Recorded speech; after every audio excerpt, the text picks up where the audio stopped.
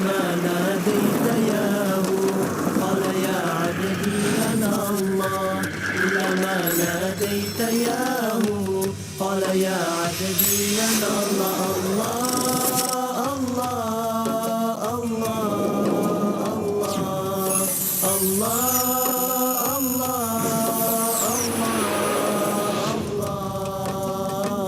كلما ناديت ياه قال يا عبدي أنا الله كلما ناديت ياه قال يا عبدي أنا الله في ربيع وما امروا الا لیعبدوا اللہ مخلصین لہ الدین حنفاء، اور انہیں حکم نہیں ہوا تھا مگر اس بات کا کہ بندگی کریں، پرستش کریں اللہ کی، لیکن اس کے لیے اپنی اطاعت کو خالص کرتے ہوئے۔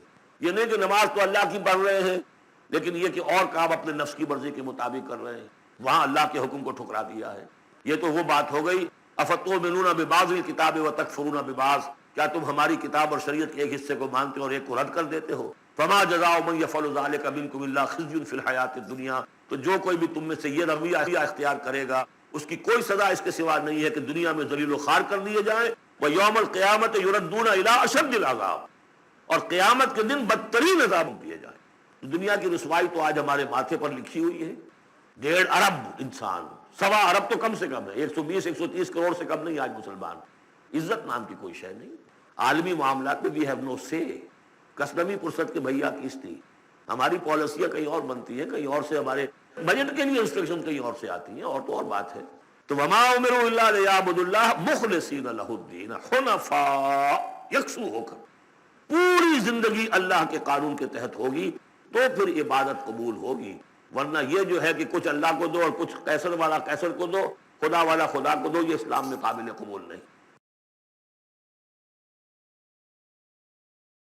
سورۃ العادیات، بسم اللہ الرحمن الرحیم، والعادیات ضبحا فالموریات قدحا فالمغیرات صبحا فاثرن بہ نقعا فوسطن بہ جمعا۔ یہ 5ویں اور آخری صورت ہے اس اسلوب کی جو صافات سے شروع ہوا تھا، والصافات صفا فالزاجرات زجرا، پھر آئی والذاریات ذروا، اور پھر اس کے بعد آئی والمرسلات عرفا، پھر آئی والنازعات غرقا، اور یہ آخری ہے والعادیات ضبحا۔ اور ان قسموں کے بارے میں بھی اجماع ہے، ان کے معنی میں کوئی اختلاف نہیں ہے۔ وہ گھوڑے کے جو دوڑتے ہیں ہانپتے ہوئے، قسم ہے ان گھوڑوں کی، یا گواہ ہیں وہ گھوڑے جو دوڑتے ہیں ہانپتے ہوئے۔ فالموریات قدحا، پھر وہ اپنے سموں سے چنگاریاں نکال رہے ہوتے ہیں، جب وہ کسی پتھر کے ساتھ ٹکراتے ہیں تو چنگاری نکلتی ہے۔ فالموریات قدحا فالمغیرات صبحا، اور پھر وہ الصبح in the small hours of the morning جا کر غارت گری کرتے ہیں۔ یہ عربوں کا جو کلچر تھا، ان کی جو تہذیب تھی، لوٹ مار، اور لوٹ مار کے لیے ان کا وقت مقرر تھا small hours of the morning, جبکہ بہت سکون سے لوگ سوئے ہوئے ہیں، ٹھنڈی ٹھنڈی ہوا چل رہی ہوتی ہے، بہت ہی مریض کو ساری رات بھی اگر نیند نہ آئی ہو تو اس وقت آ جاتی ہے، وہ وقت ایسا ہوتا ہے۔ اس میں جاتے تھے وہ نفتاری کے ساتھ گھوڑوں پر جا کر لوٹ مار کیا، قتل کیا، اور پھر بھاگے وہاں سے۔ یہ ان کا عام جو ہے کلچر ہے، لیکن اس میں استعمال کون ہو رہا ہے؟ گھوڑا۔ اچھا، یہ گھوڑا جو ہے پھر ان کی جنگوں میں بھی استعمال ہوتا تھا، جبکہ آمنے سامنے جنگیں ہیں، وہ جنگوں کے اندر جاتا تھا، حالانکہ اس کی تو کسی سے لڑائی نہیں ہے، وہ صرف اپنے مالک کی وفاداری کر رہا ہے، جو اسے کچھ کھلا دیتا ہے، کوئی دانہ ڈالتا ہے، کوئی کبھی اس کے جو ہے وہ مالش کر دیتا ہے، اس کا اتنا وفادار ہے کہ فرمایا فالمغیرات صبحا فاثرن بہ نقعا، اور پھر جا کر وہ گرد اٹھاتا ہوا دوڑ کر جاتا ہے، فوسطن بہ جمعا، اور جمعیت کے اندر گھس جاتا ہے۔ آپ کو معلوم پچھلی زمانوں میں کیا ہوتا تھا، لے کر نیزہ اور یا کوئی اور شے جو ہے وہ سوار گھوڑے کو لے کر دوڑا ہے، کس میں؟ دشمن کے اندر صفوں میں گھس رہا ہے، اور تیر آ رہا ہے، گھوڑا مر رہا ہے، ہوتا ہے، تلوار لگی ہے، گھوڑا مر گیا ہے، تو گھوڑا یہ رسک کیوں لے رہا ہے؟ یہ ہے اصل میں اس صورت کی جو اصل مرکزی بات ہے، محض یہ بات، انسان جو اس کا مالک ہے اس کا خالق نہیں ہے، صرف یہ ہے کہ اسے دانہ ڈالتا ہے، اسے گھر پہ باندھتا ہے، اس کی سیوا کرتا ہے۔ اس صرف دانہ دینے اور سیوا کرنے پر اس کے اندر اتنی وفاداری ہے کہ وہ اپنے مالک کی ذرا سی ایڑ کی تھوڑی سی اس کا اشارہ ہوتا ہے اور ہوا کی طرح بات کرتا ہے، جہاں اس کو حکم ہوتا ہے وہ دوڑتا ہے، اپنی جان جوخم میں ڈالتا ہے۔ اب فرمایا ان الانسان لربہ لکنود، لیکن یہ انسان اپنے رب کا بڑا ناشکرا ہے، وہ جو کھلاتا ہے، پلاتا ہے، رزق دیتا ہے، جو خالق ہے۔ کتے کی وفاداریاں دیکھو، گھوڑوں کی وفاداریاں دیکھو، ان میں کتنی کتنی وفاداری. والعادیات ضبحا فالموریات قدحا فالمغیرات صبحا فاثرن به نقعا فوسطن به جمعا ان الانسان لربه لکنود. کنٹراسٹ، ایک اس کا طرز عمل ہے، ایک اس انسان کا طرز عمل ہے. وَإِنَّهُ عَلَىٰ ذَلِكَ لَشَهِيدٌ بَلِ الْإِنسَانُ عَلَىٰ نَفْسِهِ بَصِيرًا. سورہ قیامہ میں جو ہم نے پڑھا ہے اسے خود بھی معلوم ہے کہ میں ناشکری کر رہا ہوں. وَإِنَّهُ لِحُبِّ الْخَيْرِ لَشَدِيدٌ، لیکن یہ مال اور دولت کی محبت میں بہت شدید ہو جاتا ہے.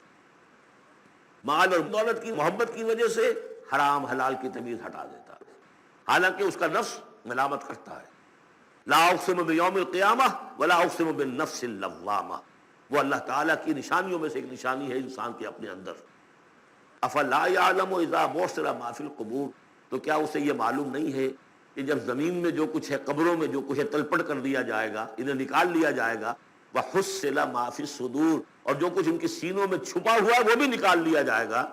ان ربہم بہم یومئذ لخبیر، یقیناً اس دن ان کا رب ان سے پوری ان کی باتیں جو ہیں ان سے باخبر ہوگا، ان کی خبر لے لے گا اور ان سے حساب کتاب لے لے گا. سورۃ القاریہ، یہ وہ انداز ہے الحاقہ ملحاقہ والا. بسم اللہ الرحمن الرحیم. القاریہ ملقاریہ وما ادراک ملقاریہ، وہ کھڑکھڑانے والی. وہ کیا ہے وہ کھڑکھڑانے والی؟ قرع کہتے ہیں دروازے پر آ کر زور زور سے کچھ مکے مار رہا ہے دروازہ کھلوانے کے لیے، کسی نے سنا نہیں ہے مار رہا ہے. قرع یہ ہے. القاریہ، جب وہ آئے گی قیامت تو گویا کہ اس پوری دنیا کو کھڑکھڑائے گی.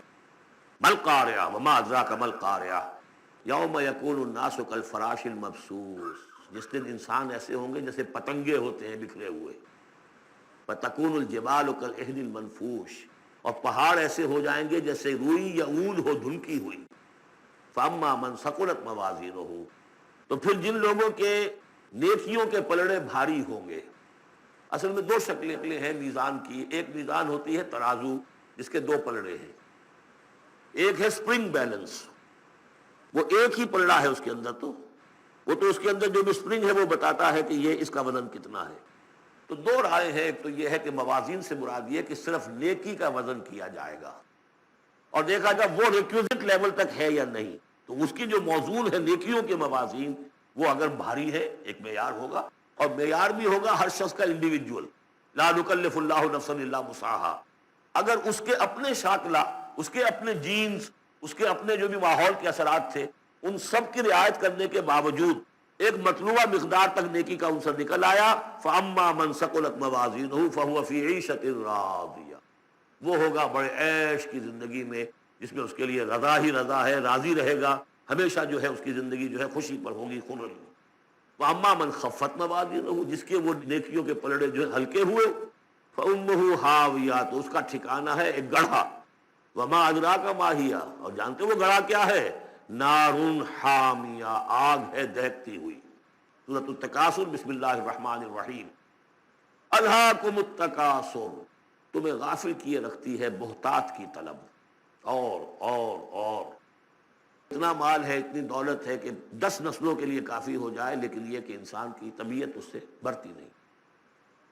اور چاہے بڑے میاں کی ٹانگیں قبر میں لٹکی نظر آ رہی ہو دنیا کو، لیکن وہ دولت کی حرص ختم نہیں ہوتی.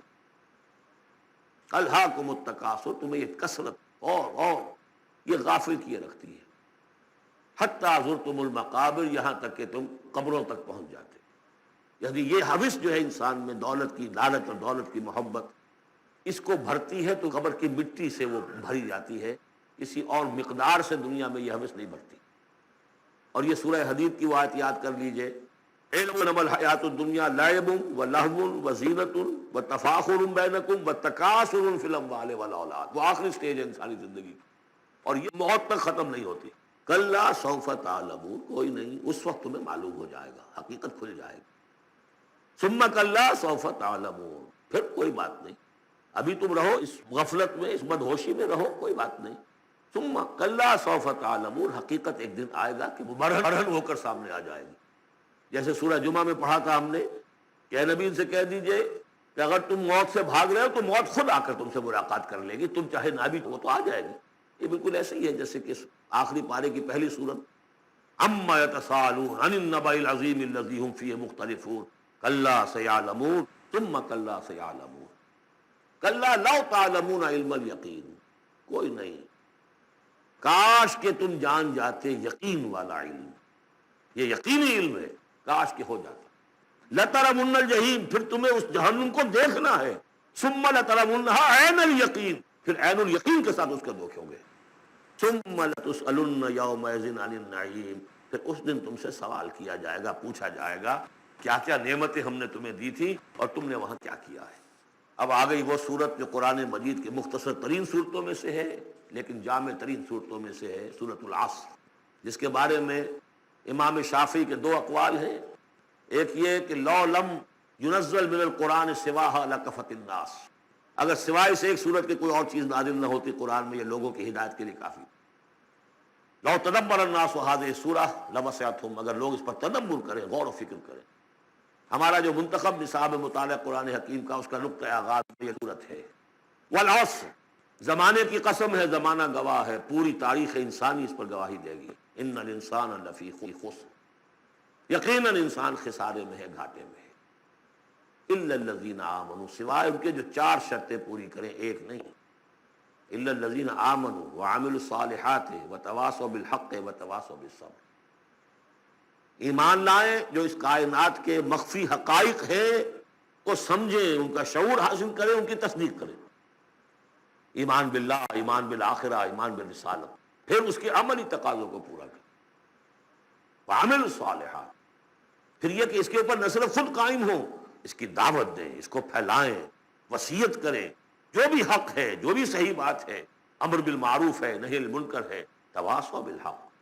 اور پھر یہ کہ جب یہ کام آپ کریں گے، آزمائشیں آئیں گی، تکلیفیں آئیں گی، مصیبتیں آئیں گی، ریزنٹمنٹس ہوں گی، لوگ ناراض ہوں گے۔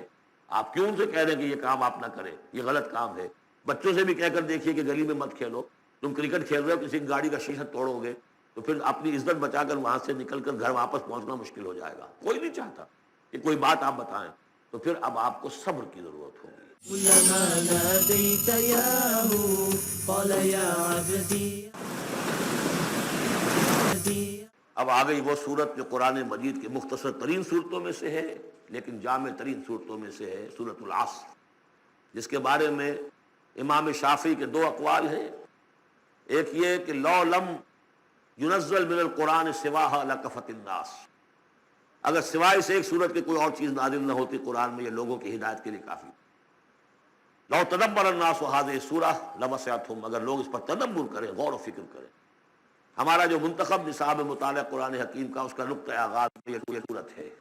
والعصر، زمانے کی قسم ہے، زمانہ گواہ ہے، پوری تاریخ انسانی اس پر گواہی دے گی۔ ان الانسان لفی خسر، یقیناً انسان خسارے میں ہے، گھاٹے میں ہے۔ الا الذین آمنوا، سوائے ان کے جو چار شرطیں پوری کریں، ایک نہیں۔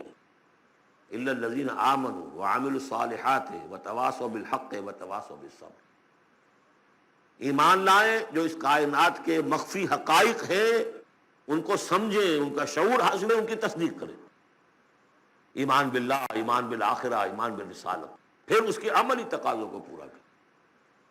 وعملوا الصالحات، پھر یہ کہ اس کے اوپر نہ صرف خود قائم ہوں، اس کی دعوت دیں، اس کو پھیلائیں، وصیت کریں، جو بھی حق ہے، جو بھی صحیح بات ہے، امر بالمعروف ہے، نہی عن المنکر ہے، تواصوا بالحق۔ اور پھر یہ کہ جب یہ کام آپ کریں گے، آزمائشیں آئیں گی، تکلیفیں آئیں گی، مصیبتیں آئیں گی، ریزنٹمنٹس ہوں گی، لوگ ناراض ہوں گے۔ کیوں ان سے کہہ رہے ہیں کہ یہ کام آپ نہ کریں، یہ غلط کام ہے؟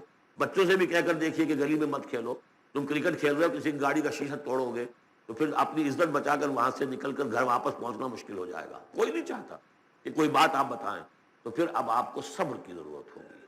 آپ اس پر کام کرتے رہیں، جیسے کہ حضرت لقمان نے اپنے بیٹے کو نصیحت کی تھی، یا بنی اقم الصلاۃ وامر بالمعروف ونہی عن المنکر واصبر علی ما اصابک، پھر جو بھی تکلیف آئے اسے جھیلو۔ پھر یہ کہ آدمی جو ہے بزدل نہ ہو، تھر دلا نہ ہو، کہ اس قدم سے واپس آ جائے، اس خوف سے کہ کہیں مجھے اس میں کوئی تکلیف نہ آ جائے۔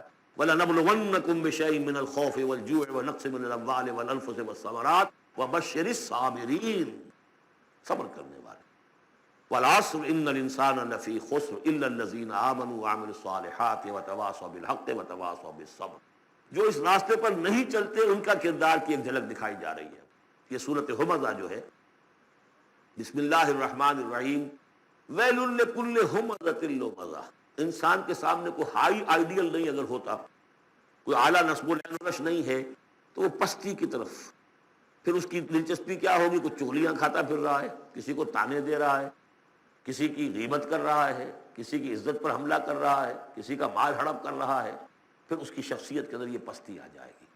وہی جس پستی کو دیکھ کر ایک حساس انسان مایوس ہو جاتا ہے کہ انسان میں خیر کوئی ہے ہی نہیں، یہ کہ انسان کے اندر کوئی اعلیٰ جذبہ، کوئی اعلیٰ فکر ہے ہی نہیں، کوئی بتائے ہمیں؟ انسان تو نرا حیوان ہے، گندگی کی پوٹ ہے۔ کوئی شخص جو ہے بڑا اونچا واز کہہ رہا ہے اور کوئی زیر لب مسکرا رہا ہوگا کہ یہ واز جو فرما رہے ہیں اپنا روب گاٹھنا چاہ رہے ہیں، کوئی ان کی اور کوئی غرض ہوگی، وہ شاید کوئی نذرانہ ملنا ہو انہیں جس کے لیے واز فرما رہے ہیں، واز تو بڑا عمدہ ہے، لیکن انسان جانتا ہے کہ بڑے گھٹیا انسان کے بالعموم جو موٹیوز ہیں انتہائی گھٹیا ہوتے ہیں۔ فطرت سے انسان جو ہے مایوس ہو جاتا ہے کہ شاید انسان میں کوئی خیر ہے ہی نہیں، اسی لیے وہ 4 قسمیں کھائیں تھیں، والتین والزیتون وطور سینین وہذا البلد الامین لقد خلقنا الانسان فی احسن تقویم۔ کیا محمد انسان نہیں تھے؟ کیا موسیٰ انسان نہیں تھے؟ کیا عیسیٰ انسان نہیں تھے؟ کیا نوح انسان نہیں تھے؟ انسانی عظمت کے اوپر اتنی بڑی بڑی گواہیاں موجود ہیں، لیکن جب پستی پر آتا ہے تو واقع ہے کہ اس سے پست کوئی نہیں، پھر اسفل سافلین۔ جتنا کینہ انسان میں پیدا ہو جاتا ہے اونٹ کے اندر نہیں ہے، نقالی جتنی انسان کرتا ہے اتنا آپ کسی بندر میں نہیں دیکھیں گے نقالی کرتے ہوئے، اور جتنا یوں سمجھیے کہ انسان کے اندر خونخواری پیدا ہو جاتی ہے، بھیڑیوں کو مار دے جاتا ہے۔ جو کچھ ہوتا ہے جب نیشنلزم کا بھوت سوار ہوتا ہے سر پر، بچوں کو، چھوٹے چھوٹے بچوں کو اچھال کر بلموں میں اور نیزوں کے اندر کون پروتے رہے؟ انسان پروتے رہے، کوئی بڑی ایسا کام نہیں کرے۔ ویل لکل ہمزۃ لمزہ، بڑی خرابی ہے اس شخص کے لیے کہ جو عیب چنتا رہتا ہے لوگوں کے اور تانے دیتا رہتا ہے۔ الذی جمع مالا وعددا، جس کی ساری سعی و جہد اسی میں رہی، مال کمایا اور اسے گنتا رہا، اب میرے ایسٹس اتنے ہو گئے، آج کی بیلنس شیٹ اس سال کی جو ہے اس میں یہ اضافے ہو گئے۔ یحسب ان مالہ اخلدہ، کچھ گمان یہ کرتا ہے شاید کہ اس کا مال اسے ہمیشہ باقی رکھے گا۔ ظاہر بات ہے آدمی جانتا ہے مجھے مرنا ہے، لیکن اسی مال کو صرف کر کے وہ کوئی ایسے نشانات دنیا میں چھوڑ کے جانا چاہتا ہے کہ جس سے اس کا نام زندہ رہے۔ پیرامڈز کیوں بنائے گئے؟ calm and self-possessed, still and resolute. The pyramids، یہ اہرام مصر اتنے اونچے اونچے، ہزارہا انسان اس پہ لگے رہے ہوں گے تب یہ بنے ہوں گے، کتنی بڑی بڑی چٹانیں، کتنے لوگ ان کے نیچے دب کر مرے ہوں گے۔ Pyramids echo unto eternity, the defiant cry of man's will to survive and conquer the storms of time۔ تو مال سے انسان نے اپنے نام کو زندہ رکھنے کی کوشش کی ہے۔ کلا، ہرگز نہیں، لَيُنبَذَنَّ فِي الْحُطَمَةِ، یہ جھونک دیا جائے گا حطمہ میں۔ وَمَا أَدْرَاكَ مَا الْحُطَمَةُ، اور تم جانتے ہو کہ وہ کیا ہے؟ حطمہ کیا ہے؟ نار اللہ الموقدہ، وہ آگ ہے سلگائی ہوئی، التی تطلع علی الافئدہ، جو دلوں کے اوپر بھڑکے گی۔ کون کون سی آگیں ہیں؟ آپ سمجھیے ایک آگ تو وہ ہے لکڑی سے ہم نے جلائی ہے، وہ جلاتی ہے تو اس کو جلاتی ہے۔ ایک آگ وہ ہے جو انفرا ریڈ ریز ہے، الٹرا وائلٹ ریز ہے، یا کوئی اور ریز ہے، یہ کھال کو کچھ نہیں کہتی، اندر جا کے آپ جسم کے جس حصے کو چاہتے ہیں اسے حرارت پہنچاتی ہے۔ وہ آگ جو ہے نار اللہ الموقدہ التی تطلع علی الافئدہ، دلوں پر جا کر وہ روشن ہوگی۔ انہا علیہم موصدہ، پھر وہ ان پر بند کر دی جائے گی تاکہ ساری حرارت انہی کے اوپر رہے۔ فی عمد ممددہ، بڑے اونچے اونچے لمبے ستونوں میں۔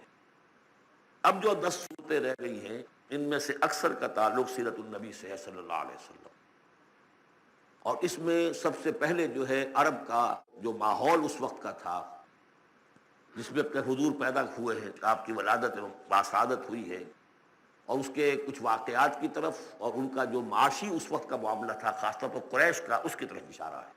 حضور کی ولادت ہوئی ہے عام الفیل میں، جس سال کہ آیا تھا ابرہہ یمن سے فوج لے کر، اور وہ بیت اللہ کو گرانا چاہتا تھا۔ اس کا ایک لمبا تاریخی پس منظر ہے، عیسائی تھا وہ، اس نے کلیسا بنایا تھا، وہ چاہتا تھا جیسے لوگ جو ہے آتے ہیں بیت اللہ میں حج کرنے کے لیے ہجوم ہوتا ہے، ایسے ہی یہاں کلیسا میں آئے، وہاں کوئی آیا نہیں، بلکہ کوئی عرب نے جا کر شرارت بھی کی، وہیں جا کر وہ رفع حاجت کرایا اندر۔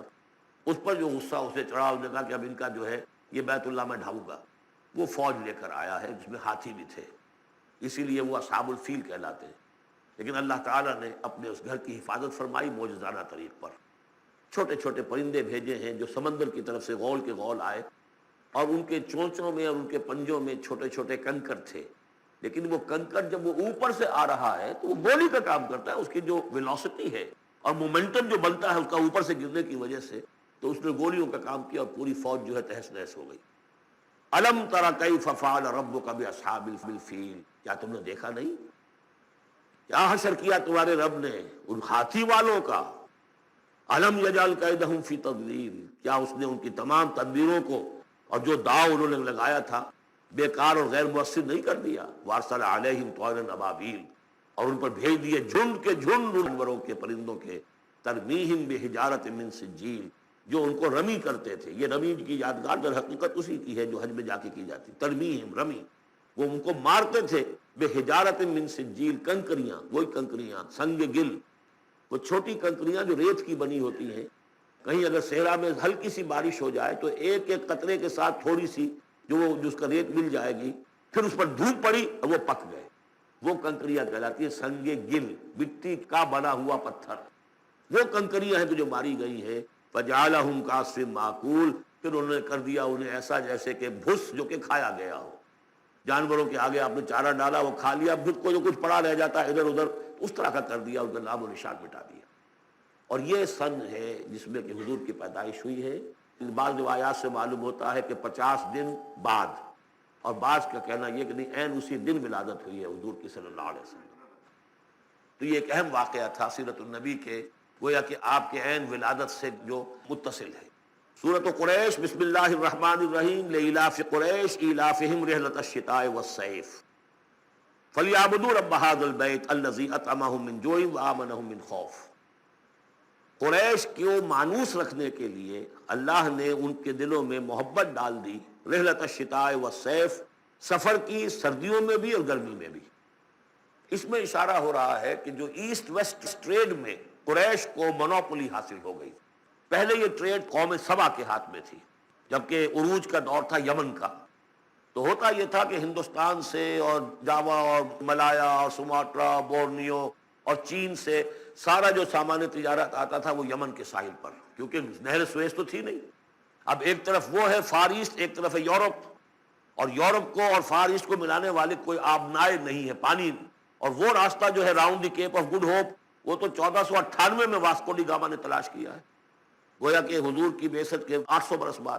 اس وقت کیا شکل تھی کہ سارا یورپ کا سامان تجارت آیا تھا فلسطین کے ساحل پر، شام کے ساحل پر، اور یہاں سے سارا مال آ کر اترتا تھا یہ یمن کے ساحل پر۔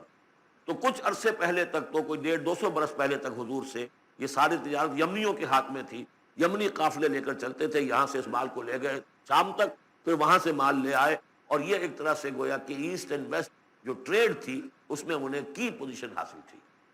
پھر جب سیل العظم آیا ہے، ان پر سیلاب آیا ہے، وہ تباہ و برباد ہو گئے، تو پھر یہی ایسٹ ویسٹ ٹریڈ جو ہے یہ قریش کے ہاتھ میں آ گئی، اور ان کو خاص طور پر پروٹیکشن یہ حاصل تھی کہ چونکہ یہ خانہ کعبہ کے متولی تھے اور وہاں تمام قبیلوں کے بت رکھے ہوئے تھے، گویا کہ سب کے خدا ہاسٹیج تھے ان کے پاس، لہذا ان کے قافلے پر کوئی حملہ نہیں کر سکتا تھا، کسی اور کا قافلہ بچ کے جا نہیں سکتا، اس قافلے کو لوٹتے تھے بدو، اور اس کو جو ہے کوئی حفاظت نہیں ہوتی تھی۔ لیکن قریش کا قافلہ بدو دور رہتے تھے کہ یہ تو خانہ کعبہ کے متولی ہیں، اور اگر ہم نے ان کا قافلہ لوٹا یہ ہمارا بت اٹھا کے پھینک دیں گے باہر وہ خانہ کعبہ سے۔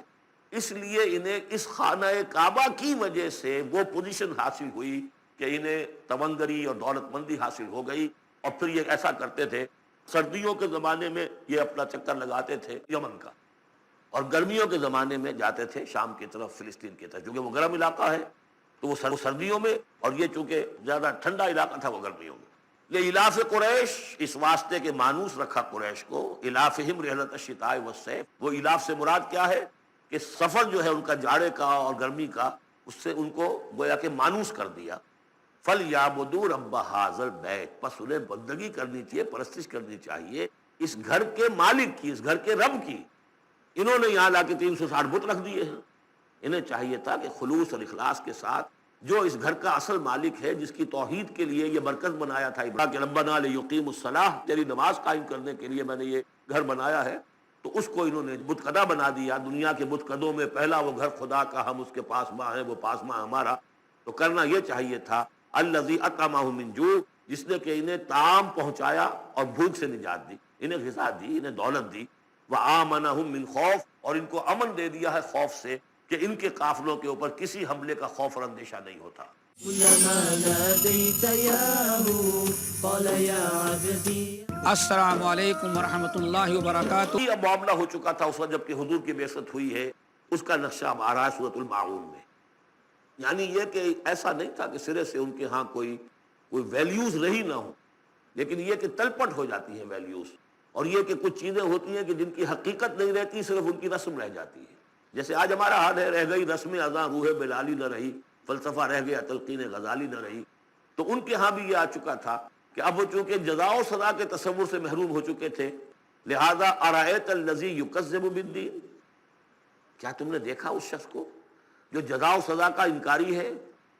کوئی جزا سزا نہیں، کوئی باس بعد الموت نہیں، ان ہی الا حیاتنا دنیا نموت و نحیا وما یہلکنا الا الدار، اس دنیا کی زندگی کے سوا کوئی زندگی نہیں، ہم خود مرتے ہیں خود جیتے ہیں، اور ہلاک کرنے والی شے گردش افلاک کے سوا اور کوئی نہیں، ہم کوئی خدا کو نہیں مانتے۔ ایسے لوگ بھی تھے ان میں۔ ظاہر بات ہے کہ اس شخص کا کردار کیسا ہو جائے گا جو جزا و سزا کا منکر ہے؟ وہ تو یہی ہوگا بابر بیش کوش کے عالم دوبارہ نہیں، جب کوئی اور زندگی دوبارہ ہے ہی نہیں، یہی زندگی ہے، کھاؤ پیو عیش کرو، جہاں ہاتھ پڑ سکتا ہو ڈالو، جو چیز حاصل کر سکتے ہو کر لو، کیوں جھجک رہے ہو کہ یہ برا ہے اور یہ اچھا ہے اور یہ جائز ہے اور یہ ناجائز ہے؟ پھر تو طریقہ یہی ہوگا۔ تو وہ کردار کیا بنتا ہے اگر جزا و سزا کا انکاری ہوگا انسان، تو کردار کیا بنے گا؟ فَذَلِكَ الَّذِي يَدُعُّ الْيَتِيمَ، وہی ہے کہ جو یتیم کو دھکے دیتا ہے۔ کیوں کھلائے یتیم کو؟ کون سا فائدہ ہے اسے سے؟ وَلَا يَحُضُّ عَلَىٰ طَعَامِ الْمِسْكِينِ، اور کسی مسکین کو کھانا کھلانا خود تو درکنار، کسی اور کو بھی اس کے لیے کوئی تلقین کرنے کو تیار نہیں، اس لیے کہ اندیشہ یہ ہے کہ میں اسے تلقین کروں گا تو پلٹ کر مجھ سے نہ کہے کہ تم کیوں نہیں کھلاتے۔ فَوَيْلٌ لِّلْمُصَلِّينَ، ان کے ہاں نماز تو ہے، نماز کا حلیہ انہوں نے بگاڑ دیا ہے۔ وہ سورہ انفال میں ہم پڑھ چکے ہیں، سیٹیاں بجاتے تھے، تالیاں بجاتے تھے، لیکن وہ نماز سمجھتے تھے اسے۔ وہ طواف کرتے تھے خانہ کعبہ کا، اور اس میں سب سے اونچا طواف سمجھتے تھے اس کو کہ مادر ذات برہنہ ہو کر طواف کیا جائے۔ یہ سارے تکلفات ختم کر کے، اور بالکل جیسے دنیا میں آئے تھے، اللہ نے جب ہمیں بھیجا تھا تو اللہ کے گھر میں آئیں تو اسی طریقے سے آئیں جیسا کہ اللہ نے دنیا میں ہمیں بھیجا۔ اب ان کے یہ تصورات تھے۔ فَوَيْلٌ لِّلْمُصَلِّينَ الَّذِينَ هُمْ عَنْ صَلَاتِهِمْ سَاهُونَ، تو تباہی ہے، ہلاکت ہے، بربادی ہے ان نماز پڑھنے والوں کے لیے جو اپنی نمازوں سے غافل ہیں۔ اس کی روح ختم ہو چکی ہے، شکلیں بھی بدل دی گئی ہیں۔ ہمارے ہاں اللہ کا شکل ہے، اس امت میں شکل نہیں بدلی ہے۔ صلو کما رأیتمونی اصلی، اللہ کا فضل ہے، اس طرح کی بدعات ہمارے ہاں نہیں ہے۔ لیکن یہ ہے کہ روح جو ہے، روح نماز، حضور قلب، آدمی نماز پڑھ رہا ہو تو احساس ہو کہ میں کس کے سامنے کھڑا ہوں، اور پھر جو کہہ رہا ہو اس کو سمجھ رہا ہو، اور خلوص و اخلاص سے کہہ رہا ہو ایاک نعبد و ایاک نستعین، پھر اس پر عمل کرتا ہو۔ ایک رسم ہے، رہ گئی رسم اذاں روح بلالی نہ رہی، فلسفہ رہ گیا تلقین غزالی نہ رہی، نماز و روزہ و قربانی و حج یہ سب باقی ہیں، تو باقی نہیں۔ الذین هم عن صلاتهم ساہون الذین هم یراؤون، اور اگر کوئی نیکی کا کام کرتے ہیں تو دکھاوے کے لیے، تاکہ اس سے کچھ شہرت ملے، بہت سخی آدمی ہے۔ وَيَمْنَعُونَ الْمَاعُونَ، لیکن ان کی شخصیت کے اندر پستی کا عالم یہاں تک آ گیا ہے کہ عام استعمال کی چیزیں بھی مانگے تانگے نہیں دیتے۔ عرب میں بھی رواج تھا بھئی کہیں سے کسی کے چولہے میں سے کوئی انگاری لے آؤ تاکہ ہم آگ روشن کر لیں، نمک ہے کسی سے مطلوب ہے تو اس کا کوئی جھجک نہیں ہوتی تھی، نمک دے دیا جاتا تھا۔ لیکن وہ لوگ ان چیزوں میں بھی آ کر شقی ہو جاتا ہے۔ سورۃ الکوثر، اس پس منظر میں محمد الرسول اللہ کا ظہور ہو رہا ہے۔ یہ تین صورتیں جو ہیں اس نے پس منظر رکھا، ایک نے تاریخی، ایک نے ان کا معاشی اور اقتصادی، ایک نے ان کی اخلاقی اور مذہبی حیثیت۔ سورۃ الفیل وہ تاریخی واقعہ جو ہے، ظاہر بات ہے بہت بڑا واقعہ، اس کا بڑا چرچا ہوا ہوگا حضور کی بعثت کے ساتھ متعلق، لیکن دوسری طرف بیت اللہ اور اس کی وجہ سے قریش کو اس کے متولی ہونے کی وجہ سے جو امن حاصل تھا اور جو انہیں اللہ کی طرف سے روزی پہنچ رہی تھی۔ تیسرے ان کی اخلاقی پستی جس حد کو پہنچ گئی تھی، اس میں جب ظہور ہو رہا ہے محمد الرسول اللہ کی نبوت کا، یہ سورۃ الکوثر، بسم اللہ الرحمن الرحیم، انا اعطیناک الکوثر فصل لربک وانحر ان شانئک ھو الابتر۔ اے نبی، ہم نے آپ کو خیر کثیر عطا کیا۔ اس خیر کثیر میں یوں تو یہ کہ حوض کوثر وہ بھی اسی میں شامل ہے، لیکن یہ کہ اس پر آپ کو 25-30 قول مل جائیں گے۔ قرآن سب سے بڑا خیر کثیر ہے، بہت بڑا خیر کثیر۔ حکمت، وَمَن یُؤْتَ الْحِکْمَةَ فَقَدْ أُوتِیَ خَیْرًا کَثِیرًا، جس کو حکمت اور دانائی دے دی گئی اس کو تو خیر کثیر دے دیا گیا۔ تو ہم نے آپ کو وہ سب کچھ عطا کر دیا ہے، اور محتاط کے ساتھ عطا کر دیا ہے، جو انسان کی انسانیت کے لیے، اس کے لیے یوں سمجھیے کہ ترہ امتیاز بن سکتا ہے۔ فَصَلِّ لِرَبِّكَ وَانْحَرْ، پس اپنے رب کے لیے نماز پڑھا کیجئے اور نحر کیجئے، اونٹ قربان کیا کیجئے۔ یہ گویا کہ عید الاضحیٰ کا نقشہ آ گیا۔ فَصَلِّ لِرَبِّكَ، پہلے ہم نماز پڑھتے ہیں دوگانا عید الاضحیٰ، اور پھر جا کر ہم قربانی کرتے ہیں وانحر۔ ان شانئک ھو الابتر، یقیناً آپ کا دشمن ہی ہے کہ جو دم کٹا ہو جائے گا۔ اس کا پس منظر یہ ہے کہ جب حضور کے ایک صاحبزادے بچپنی میں فوت ہو گئے تو کچھ جو کفار تھے مکے کے، انہوں نے بڑی خوشیاں منائیں کہ ایک ہی بیٹا تھا، باقی تو ان کی بیٹیاں ہیں۔ آپ کو معلوم ہے کہ 4 بیٹیاں تھیں حضور کی صلی اللہ علیہ وسلم، لیکن یہ کہ بیٹا جو تھا وہ ایک ہی تھا، وہ اللہ نے اٹھا لیا۔ تو بڑے خوشیاں منائی گئیں کہ یہ تو اب دم کٹا جیسے ہوتا ہے، جس کا کوئی پیچھے نام نہ رہ جائے۔ بیٹیوں سے تو نام چلتا نہیں، نام تو چلتا ہے بیٹوں سے، تو اب ان کا تو کوئی تذکرہ ہی نہیں رہے گا۔ کوئی بات نہیں، جب تک یہ ہیں آگے کوئی نام لینے والا نہیں۔ تو فرمایا کہ نہیں، ان کو تو کروڑوں بیٹے اللہ عطا کرے گا، کروڑوں اربوں بیٹے عطا کرے گا۔ ہاں اے نبی، آپ کا دشمن ضرور ہے کہ جس کا نام لیوا کوئی نہیں رہے گا۔ یہ جو ہے سورۃ الکافرون، یہ گویا کہ ایک اعلان ہوتا ہے آخری کسی نبی کی طرف سے کہ جب کہ وہ اپنی دعوت پیش کر چکا ہو، اتمام حجت کر چکا ہو، ہر طرح سے بات واضح ہو چکی ہو، اور قوم اس کی نہ مان رہی ہو، تو پھر وہ اعلان برات کرتا ہے، اب میرا تم سے کوئی تعلق نہیں۔ قُلْ يَا أَيُّهَا الْكَافِرُونَ لَا أَعْبُدُ مَا تَعْبُدُونَ، کہہ دیجئے اے نبی، اے کافروں۔ یہ انداز کبھی بھی داعیانہ نہیں ہوتا، داعی کا انداز ہوتا ہے یا ایھا الناس، اے لوگوں، اے خدا کے بندوں۔ یہ ہے گویا کہ اعلان برات اس وقت جب کہ اب وہ سیپریشن ہو رہی ہے۔ آپ دیکھیں گے لکم دینکم ولی دین، ٹھیک ہے، تم نے جو تھا اپنے لیے چن لیا، اب تمہیں مبارک ہو، میرا دین وہ ہے جس پر میں قائم ہوں۔ تو گویا کہ اب ہمارے تمہارے درمیان ڈائلاگ بھی ختم ہے۔ قُلْ يَا أَيُّهَا الْكَافِرُونَ لَا أَعْبُدُ مَا تَعْبُدُونَ، میں ہرگز پوجنے والا نہیں اس کو جنہیں تم پوجتے ہو۔ وَلَا أَنْتُمْ عَابِدُونَ مَا أَعْبُدُ، نہ تم پوجنے والے اس کو جسے میں پوجتا ہوں۔ اس میں نفی ہو رہی ہے۔ وہ کہتے تھے ہم تو اللہ کو بھی پوجتے ہیں، ہاں اس کے ساتھ کچھ اور چیزوں کو بھی پوجتے ہیں، لیکن اللہ کا پوجنا اگر کسی شرک کے ساتھ ہے تو وہ نفی ہے اس کی بالکل۔ وَلَا أَنْتُمْ عَابِدُونَ مَا أَعْبُدُ، کوئی تمہارا اپنا تصور کا اللہ ہوگا، کوئی خدا جو تم نے بنا رکھا جسے پوج رہے ہو، میں جسے پوج رہا ہوں اسے تم نہیں پوج رہے۔ وَلَا أَنَا عَابِدٌ مَا عَبَدتُّمْ، اور نہ ہی میں ہمیشہ آئندہ بھی کبھی بھی پوجنے والا ہوں جس کی بندگی تم کر رہے ہو۔ وَلَا أَنْتُمْ عَابِدُونَ مَا أَعْبُدُ، نہ تم پوجنے والے ہو اس کی جس کو میں پوج رہا ہوں۔ لَكُمْ دِينُكُمْ وَلِيَ دِينِ، اب میرے اور تمہارے راستے علیحدہ ہو گئے، تمہارے لیے تمہارا دین، جو طریقہ تم نے اختیار کیا ٹھیک ہے، تمہیں مبارک ہو، میرے لیے میرا دین ہے۔ كلما ناديت ياه قال يا عبدي۔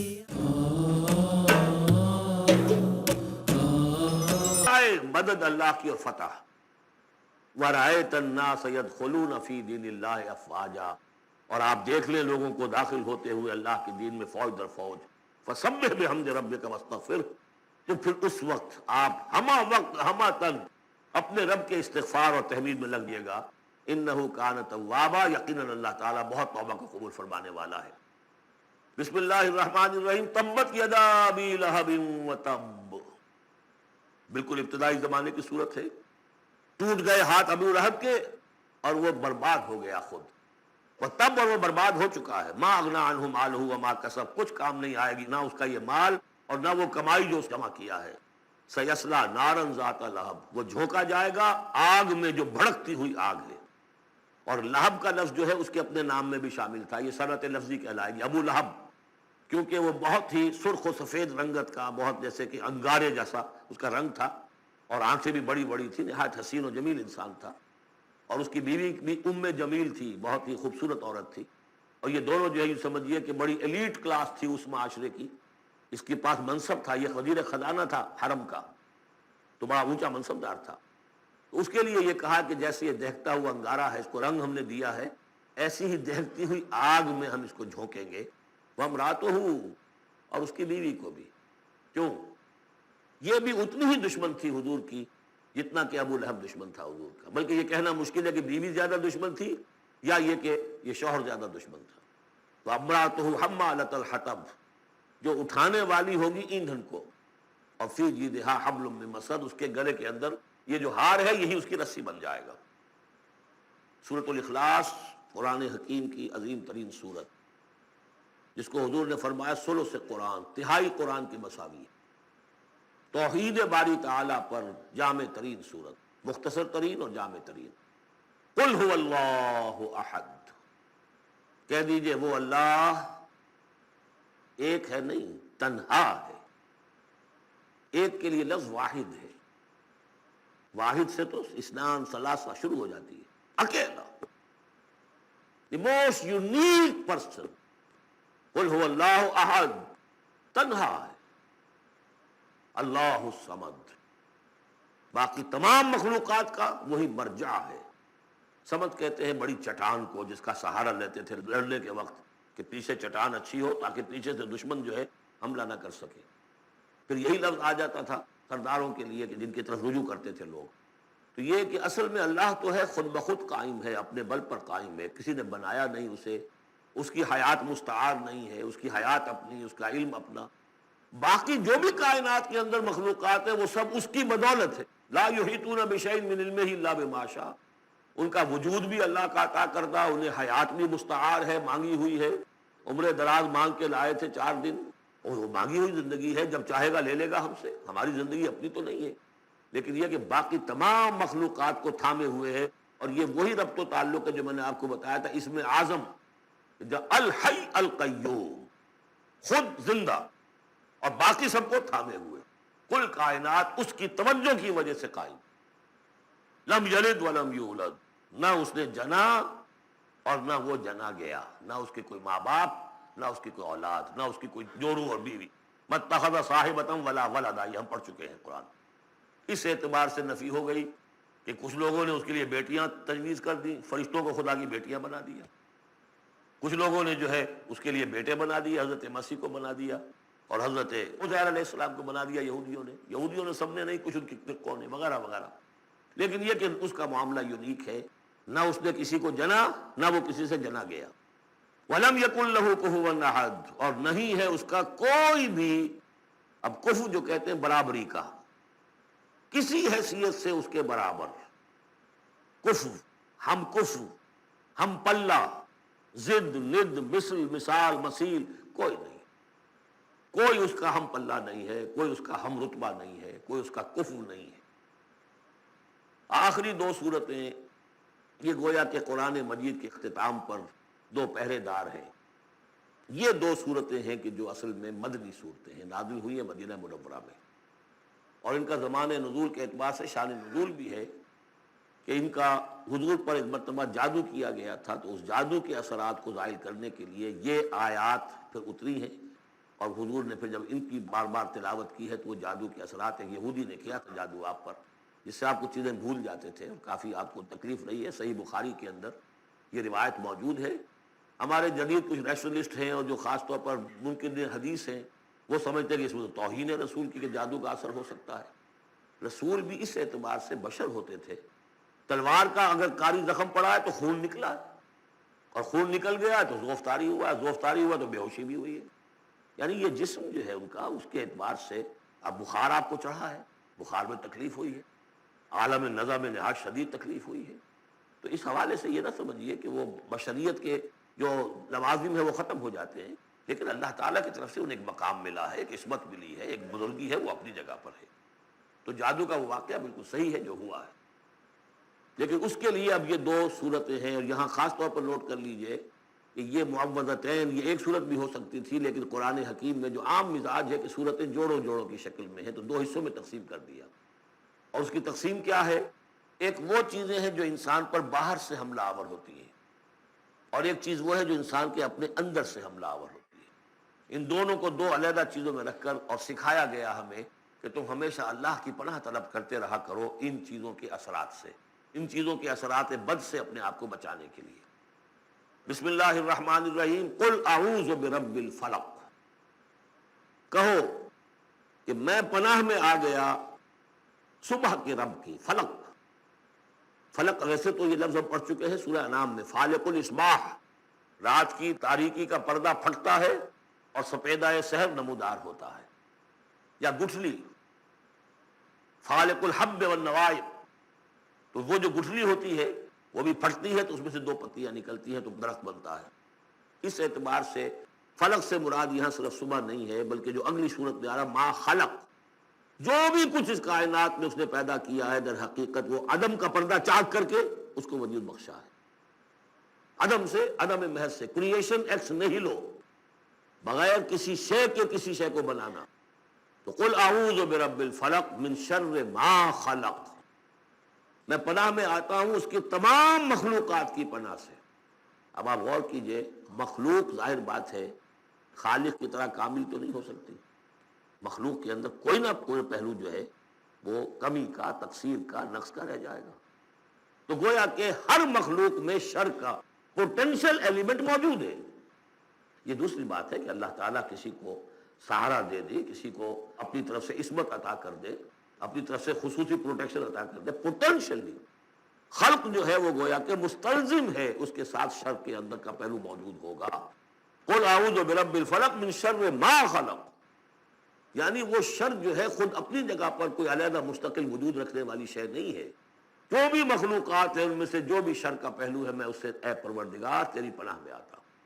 ومن شر غاسق اذا وقب، خاص طور پر یہ ڈھانپ لینے والی جو ہے رات، اندھیرا، یہ ظاہر بات ہے اسی پھر رات کے پردے میں چوری بھی ہے، ڈاکہ بھی ہے، اسی میں پھر غول بیابانی جو ہے، شیاطین جن ہیں ان کا بھی جو حرکتیں ہوتی ہیں، پھر یہ ساری چیزیں جو ہے اسی کے سلسلے من شر غاسق اذا وقب، سانپ بچھو وغیرہ بھی اسی وقت نکلتے ہیں۔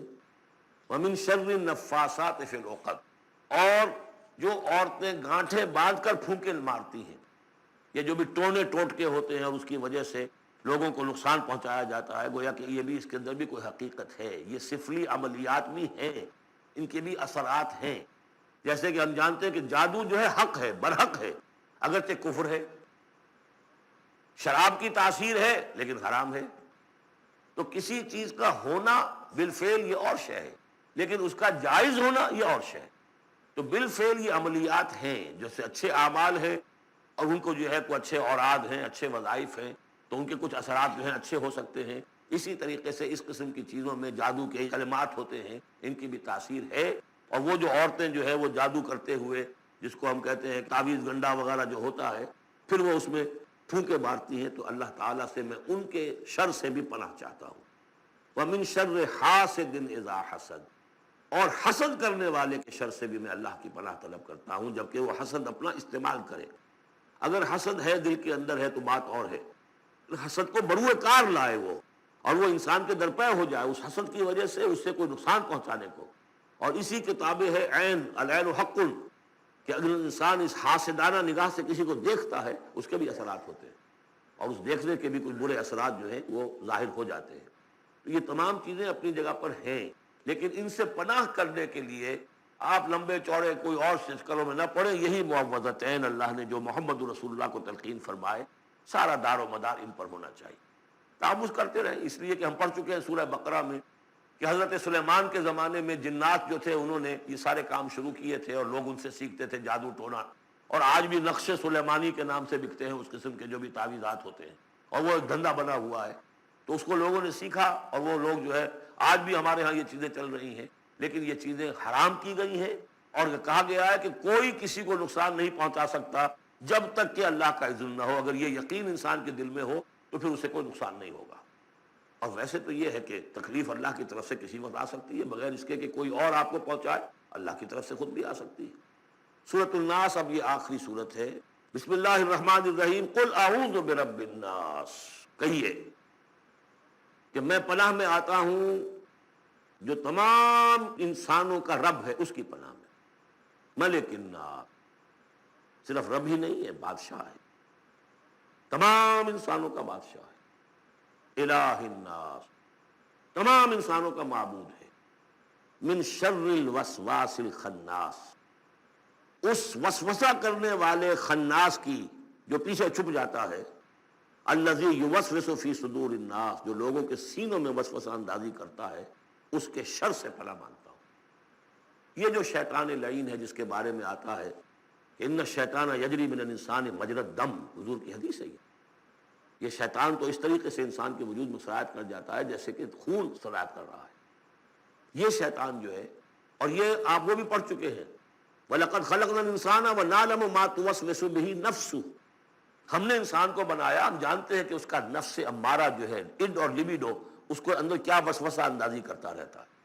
تو شیطان کو بھی کوئی اور اختیار حاصل نہیں ہے، ہمارے اپنے سفلی داعیات، ہمارے جو اینیمل انسٹنکٹس ہیں، ہماری جو خواہشات ہیں، شہوات ہیں، ان کو وہ بھڑکاتا ہے، جس کے لیے حدیث میں آتا ہے کہ اس کی تھوتنی وہ دل کے اوپر ٹکا کر پھونکے مارنی شروع کرتا ہے تاکہ وہ شہوت میں اشتعال پیدا ہو جائے اور سفلی جذبات میں اشتعال پیدا ہو جائے۔ اس کی اس کو اللہ تعالیٰ نے طاقت دی ہے۔ یہ ہے وسوسہ، وسواس الخناس۔ اور خناس کیوں کہا؟ اگر آپ ذکر کریں گے لا حول ولا قوت الا باللہ، فوراً بھاگ جائے گا۔ تو ذکر سے جب دل خالی ہوتا ہے، دل میں اگر اللہ کی یاد نہیں ہے تو شیطان آئے گا، تھوتنی ٹکائے گا اور پھونکے مارے گا۔ یہ چونکہ شیطان کی یہ ساری ترکیب انسان پر اثر انداز ہوتی ہے اس کے اپنے نفس کے وساطت سے، اندر سے، لہذا اس کے لیے یہ علیحدہ صورت جو ہے وہ قائم کر دی۔ قل اعوذ برب الناس ملک الناس الہ الناس من شر الوسواس الخناس الذی یوسوس فی صدور الناس من الجنۃ والناس، خواہ وہ جنوں میں سے ہوں یا انسانوں میں سے، ان میں وہ وسوسہ اندازی کرتا ہے۔ بارک اللہ لی ولکم فی القرآن العظیم ونفعنی وإیاکم بالآیات والذکر الحکیم۔